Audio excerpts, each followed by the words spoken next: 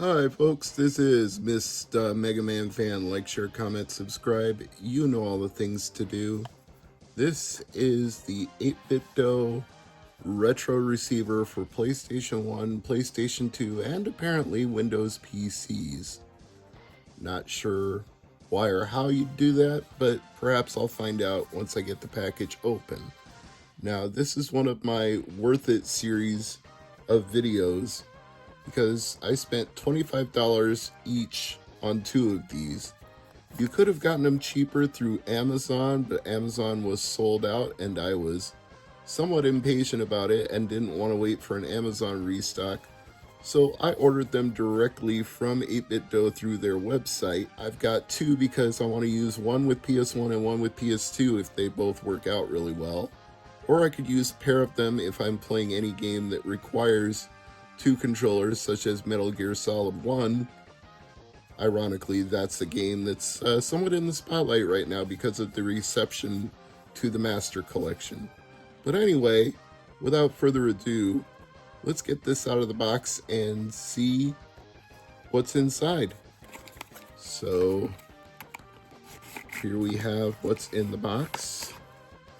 We've got the dongle for PS1 right here with what I assume is a USB-C connection for firmware updates and the red sync button to sync it up to your Bluetooth controller of choice. Not much to it other than that. Got some manufacturer's notes on the back, made in China, not a big surprise there. And this, I assume, would be how you would do that.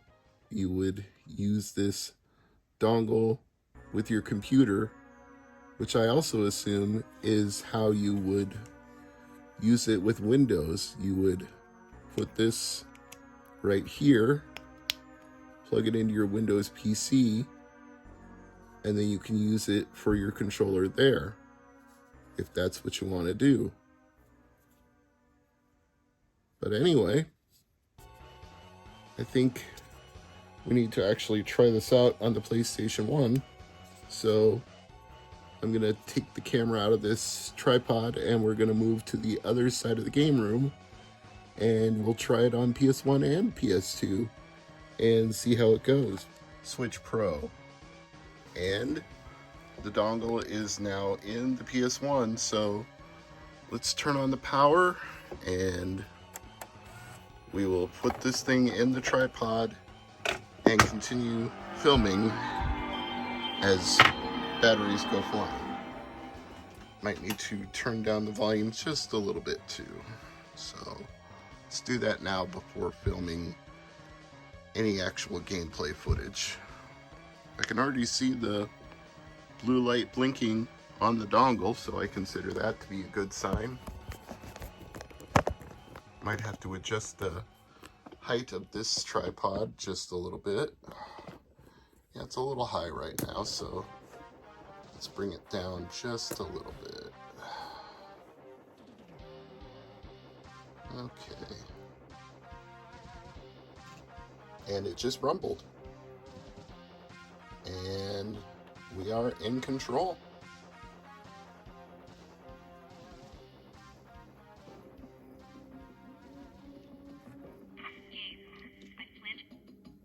Come on, skip all these cutscenes.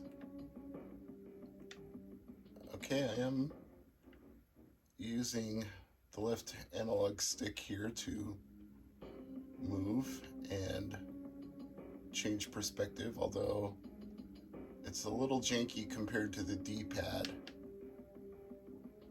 Maybe it's just not mapped very well. These are tank controls after all. You have to turn and then push forward to move. So I wasn't expecting true 3D control anyway. The right analog stick is doing nothing. And the action buttons correspond to what they would be on a standard PlayStation controller. Let's see if I can get into the menus here. Yep, the plus is acting as start, which is what I would expect. B is X for the map. and X is triangle to exit out of the menu. So I think this setup works pretty well, although I can't recommend doing anything with that, at least not in Siphon Filter 3 or Siphon Filter 3. I don't care how you say it. Okay, let's try a different controller. Let's try it with this one. It has batteries in it. Here we go.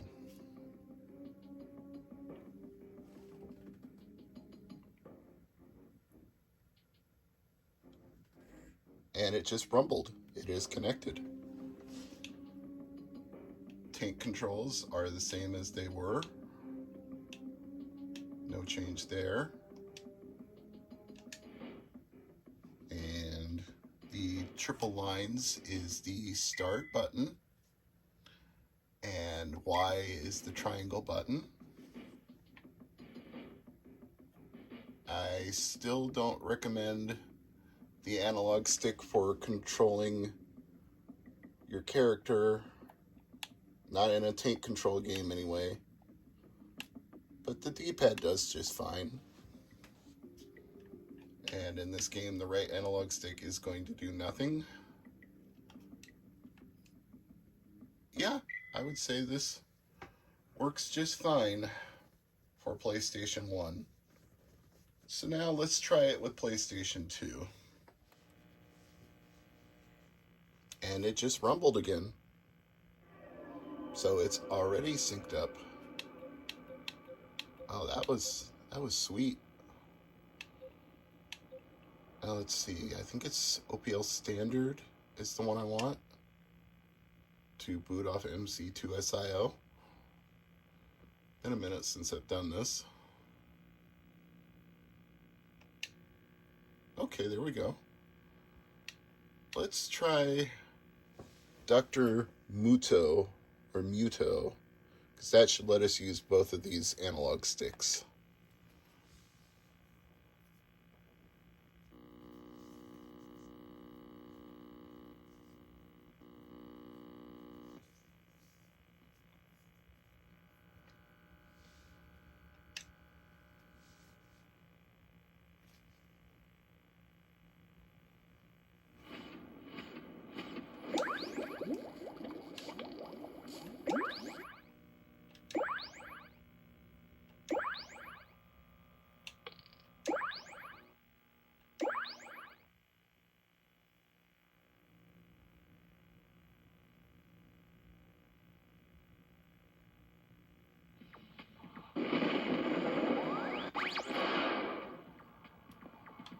Alright.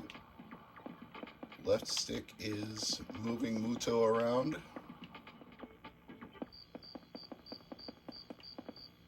Oh no, now it's controlling the camera. That's weird. It wasn't doing it while I was inside, but it's letting me control the camera outside. I suppose there was a specific reason for that. It was programmed that way or something. Oops. Drat indeed.